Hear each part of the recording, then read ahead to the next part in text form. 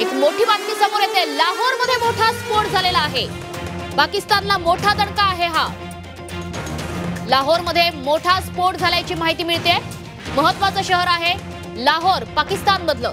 अर्थातच पाकिस्तान मधली अनेक शहरं सध्या दहशतीखाली आहेत आणि लाहोरमध्ये मोठा स्फोट झालाय। लाहोरमध्ये मोठा स्फोट झाल्याची माहिती मिळते। लाहोर सोबतच रावळपिंडी असेल, इस्लामाबाद असेल, या ठिकाणी सुद्धा दहशत आहे आणि लाहोरमध्ये सध्या मोठ्या स्फोटाचा आवाज झालेला आहे। पाकिस्तान जर आगळीक करेल, पाकिस्तान जर कुरापती काढेल तर त्याला जशास तसं उत्तर देण्याची हिम्मत भारतीय सैन्यात आहे आणि तेच प्रतीत होतंय। पाकिस्तानच्या लाहोरमध्ये मोठा स्फोट झालेला आहे। लाहोर हे शहर पाकिस्तानमधलं महत्त्वाचं शहर। लाहोरपर्यंत जर आता धडक बसत असेल तर निश्चितपणे भारतीय सैन्याची आगेकूच आपल्याला लक्षात येते। स्फोटानंतर लाहोरमध्ये सध्या गोंधळाची परिस्थिती आहे। अर्थातच जनता गोंधळलेली आहे। नागरिकांमध्ये प्रचंड दहशत आहे। कारण स्पष्ट आहे, राजकीय परिस्थिती, प्रशासकीय परिस्थिती हाताबाहेर चालली आहे पाकिस्तानमधली। लाहोर शहर पाकिस्तानमधलं स्फोटानं हादरलेलं आहे। पाकिस्तानी जनतेला कुणी वाली आहे की नाही असा प्रश्न आता पाकिस्तानी जनतेला पडलेला आहे। कारण थेट शहरांमध्ये आता स्फोटांचे आवाज होत आहेत। लाहोरमध्ये मोठा स्फोट झालाय। लाहोरमध्ये गोंधळाची परिस्थिती निर्माण झाली आहे। लाहोर सोबतच रावळपिंडी, इस्लामाबाद ही शहरं सुद्धा दहशतीखाली आहेत। शाळा महाविद्यालयांना सुट्ट्या देण्यात आल्या आहेत। प्रशासकीय यंत्रणा ही विस्कळीत झालेली आहे। पाकिस्तान मधलं हे चित्र आहे। भारताची दहशत कुठपर्यंत जाऊ शकते याचंच हे चित्र। सध्याची ही दृश्य आपण बघतो आहोत, कशा प्रकारे गोंधळाची परिस्थिती आहे। आपले प्रतिनिधी महेश बागल सध्या आपल्या सोबत जोडले गेलेत। महेश, भारताच्या दृष्टीने ही मोठी कामगिरी म्हणावी लागेल की लाहोर सारख्या शहरात मोठा स्फोट होतो, गोंधळाची परिस्थिती निर्माण होते। जनतेचे काय हाल आहेत तिकडच्या?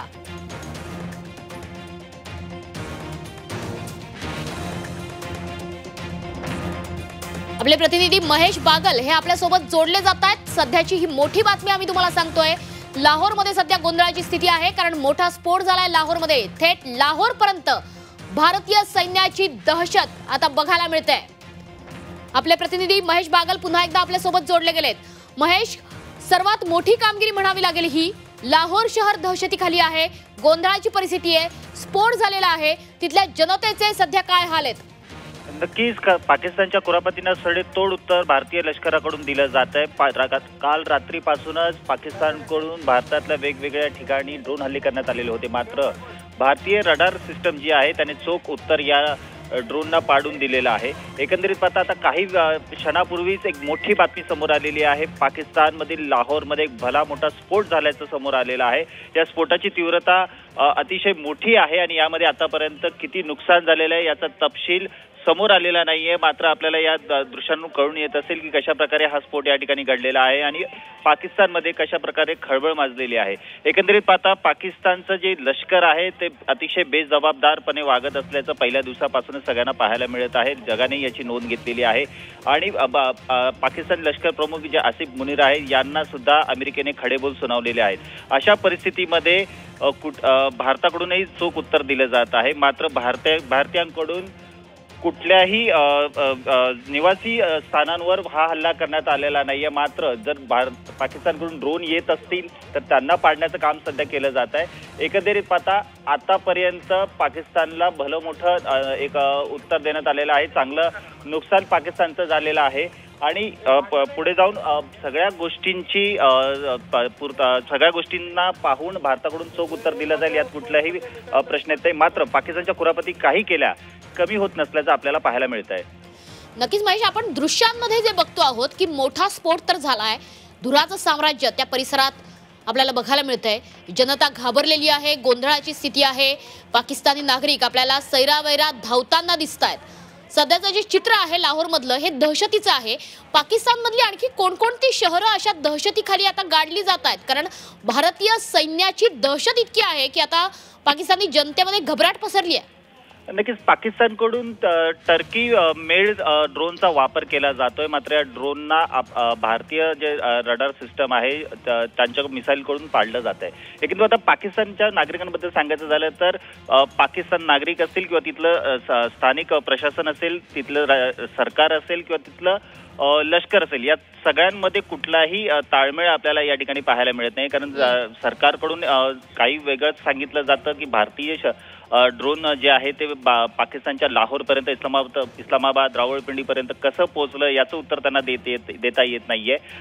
कालच आपण लाहोरमधील जे त्यांचं एअरबेस होतं ते उद्ध्वस्त केलेलं आहे आणि त्यानंतर आता पाकिस्तानमध्ये एक मोठा स्फोट झालेला आहे. हा स्फोट नक्की कुठे झालेला आहे याची माहिती अद्याप समोर आलेली नाहीये. मात्र दृष्टांतून कळतंय की स्फोट झाल्यानंतर त्या ठिकाणी नागरिकांची पळापळ सुरू झालेली आहे. काही जणांनी त्यांच्या मोबाईलमधून हा व्हिडिओ शूट केलेला आहे. सोशल माध्यमांवर तो प्रसारित केल्यानंतर तिथली परिस्थिती सध्या काय आहे हे पाहायला मिळतंय. काल रात्रीपासून जे बॉर्डर एरियाज आहेत, मग ते भुज असेल, जम्मू काश्मीर मधला बॉर्डर एरिया असेल, या ठिकाणी मोठ्या प्रमाणात पाकिस्तानकडून गोळीबार करण्यात आलेला होता. मात्र या गोळीबाराला चोख उत्तर भारतीय लष्कराने दिलेलं आहे. आणि आता सकाळपासूनच काही ड्रोन्स भारताच्या हद्दीत गिरट्या मारत होते, मात्र त्यांना यशस्वीरित्या आपण पाडलेलं आहे. आणि एकंदरीत पाहता त्यास एक चांगलं उत्तर आपल्याकडूनही दिलं जात आहे. नक्की महेश, आपण जी दृश्य बघतो आहोत की लाहोर मधली ही परिस्थिती, लाहोर हे शहर राजकीय दृष्ट्या सांस्कृतिक दृष्ट्या पाकिस्तानमधलं महत्त्वाचं शहर आहे. रावळपिंडी, इस्लामाबाद, लाहोर या ठिकाणी सुद्धा दहशत आहे. अर्थातच पाकिस्तान वारंवार आगळीक करत आहे. पाकिस्तानकडनं ज्या कुरापती केल्या जात आहेत, जसं तुम्ही आता म्हटलात की वारंवार ड्रोन हल्ले केले जात आहेत, अगदी कच्छपर्यंत पाकिस्तानांची हिंमत होतीये की त्या ठिकाणी येऊन ड्रोन हल्ले करावेत. मात्र अर्थातच ते सगळे हल्ले अयशस्वी ठरत आहेत. आपण त्यांना परतवून लावतोय. मात्र कच्छपर्यंत जर पाकिस्तानी सैनिकांचं मनोबल पोहोचत असेल ड्रोन हल्ले करण्याचं, तर याला हे प्रत्युत्तर म्हणायचं का? कारण लाहोर सारख्या शहरात जर स्फोट होत असेल तर पाकिस्तानच्या दृष्टीने ही सर्वात मोठी चिंतेची बाब म्हणावी लागेल. एक गोष्ट या ठिकाणी लक्षात घेण्यासारखी, ज्यावेळेस पहलगाम हल्ला झाला त्यानंतर काही दिवसातच भारताकडून या चोख उत्तर देण्यात आलं होतं. दहशतवादी अड्डे जे आहेत त्यांना उद्ध्वस्त करण्यात आलं होतं. त्यानंतर पाकिस्तानकडून जो पहिला हल्ला करण्यात आलेला होता तो खास करून 4 राज्य जी आहेत, जी बॉर्डरच्या जवळची आहेत, ज्यामध्ये गुजरातचं भुज असेल, राजस्थान बॉर्डर असेल, जम्मू काश्मीर असेल, चंदीगड आणि पंजाबमधलं अमृतसर असेल, या ठिकाणी पाकिस्तानकडून ड्रोन हल्ले करण्यात आले होते, मिसाईल हल्ले करण्यात आले होते. मात्र ते आपल्या लष्कराने परतवून लावले होते आणि त्यांना मिसाईल असतील किंवा ड्रोन असतील यांना खाली पाडलेलं होतं. जेव्हा अशा प्रकारची युद्ध खेळली जातात त्यावेळेस खास करून बॉर्डरचा जो परिसर आहे त्याला टार्गेट केलं जातं. कारण त्याच्यानंतरच त्या युद्धाची इंटेन्सिटी जी आपण म्हणतो ती वाढत जाते. मात्र त्यास किती वेळ लागतो किंवा त्यास कशा प्रकारे उत्तर दिल्यानंतर कशा प्रकारे ते युद्ध वाढेल हे ठरलेलं असतं. बॉर्डर एरिया सध्या टार्गेट केला जातोय. मात्र 4 राज्यातल्या 13 शहरांवर या अगोदर टार्गेट करण्यात आलेलं होतं. मात्र आपली सुरक्षा व्यवस्था आणि भारताचं लष्कर एवढं बलाढ्य आहे की त्यांनी यशस्वीरित्या हे सगळे हल्ले परतवून लावलेले होते आणि पाकिस्तानला एक मोठं नुकसान आतापर्यंत आपण पोहोचवलेलं आहे. या दृश्यांवरून आपल्याला दिसून येते की कशा प्रकारे पाकिस्तानचे विविध शहरांमध्ये ड्रोन हल्ले आपण केलेले होते.